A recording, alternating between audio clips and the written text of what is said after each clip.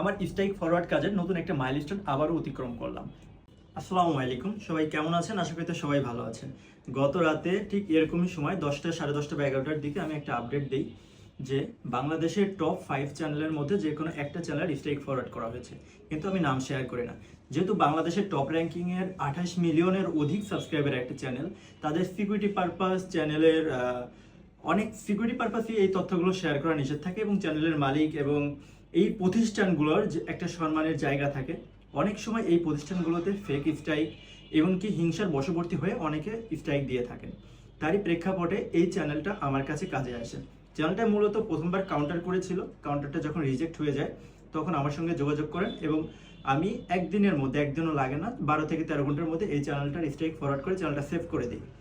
চ্যানেলটাতে আর্নিংয়ের কথা যদি ধরতে যাই বা সবকিছু বিবেচনা করে এই চ্যানেলটার তথ্য যদি আমি শেয়ার করি, তাহলে এই চ্যানেলের যিনি ওনার ছিলেন এবং সিইও বা কোম্পানি রিলেটেড, তাদের অনেক বড় ধরনের ক্ষতি হবে। আপনারা আমার ইনবক্সে এখন পর্যন্ত হয়তো 50 থেকে 60টার উপরে মেসেজ করেছেন শুধু চ্যানেলের নাম জানার জন্য, কিন্তু আমি আপনাদের সবাইকে মানে রিপ্লাই করতে পারছি না যে আসলে ভাই আমি এই তথ্যটা শেয়ার করতে পারবো না।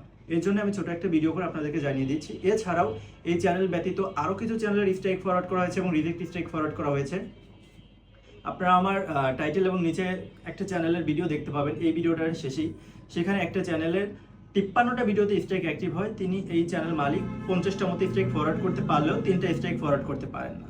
এটা হচ্ছে ইন্ডিয়া থেকে শর্টস ক্রিয়েটর, তিনি এই চ্যানেলে স্ট্রাইক দিয়েছিলেন। পরবর্তীতে আমি এই 3টা স্ট্রাইক ফরওয়ার্ড করে চ্যানেলটা ড্যাশবোর্ড সম্পূর্ণভাবে ক্লিয়ার করি এবং চ্যানেলটা সেভ হয়ে যায় এবং পার্মানেন্টভাবে এই স্ট্রাইকগুলো রিজেক্ট অবস্থাতে ছিল। আর পার্মানেন্টভাবে যে স্ট্রাইকগুলো রিজেক্ট অবস্থাতে থাকে সেই চ্যানেলগুলোর স্ট্রাইক ফরওয়ার্ড করা অনেকটা কঠিন হয়ে যায়, কারণ এখানে কাউন্টার করার কোনো অপশন থাকে না। অনেকে ভাবতে পারেন হয়তো এটা চ্যানেল ওনারের সাথে কথা বলে ঠিক করা হয়, আসলে এমনটা নয়। ইউটিউবের যে সিদ্ধান্ত প্রথমবার জানিয়ে দেওয়া হয় যে ফাইনালি রিজেক্ট, সেই সিদ্ধান্তকেই চেঞ্জ করে আবার ইউটিউবে পরবর্তীতে তাদের সিদ্ধান্ত চেঞ্জ করে মেল করে জানান যে তাদের সিদ্ধান্ত তারা উইথড্র করে নতুন সিদ্ধান্তে তারা স্ট্রাইকটি ফরওয়ার্ড করে দিয়েছে। আর এই প্রসেসটা দীর্ঘ সময়ের ব্যাপার এবং খরচটাও নর্মাল ফার্স্ট টাইম কাউন্টার থেকে একটু বেশি হয়। আর প্রধানত আমি আজকে এই যে কথাটা আপনাদের সাথে শেয়ার করলাম, এটা হচ্ছে আবার নতুন একটা মাইলস্টোন অতিক্রম। কারণ এর আগে যতগুলো কাজ করেছি প্রত্যেকটি একটা না একটা অধ্যায় আমার লাইফের ছিল। যেরকম 512টা 42টা স্ট্রাইক ফরওয়ার্ড, এরপরে ছিল 166টা স্ট্রাইক ফরওয়ার্ড। একই চ্যানেল থেকে অধিক স্ট্রাইক ফরওয়ার্ড করে যখন চ্যানেলগুলো সেভ করি, তখন নিজের উপর যেমন কনফিডেন্স বাড়ে, ঠিক তেমনই কাজের উপরও নিজের আগ্রহ বাড়তে থাকে।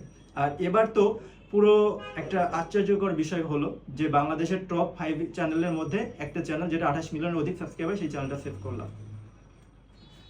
ধন্যবাদ সবাইকে যারা এই ভিডিওটি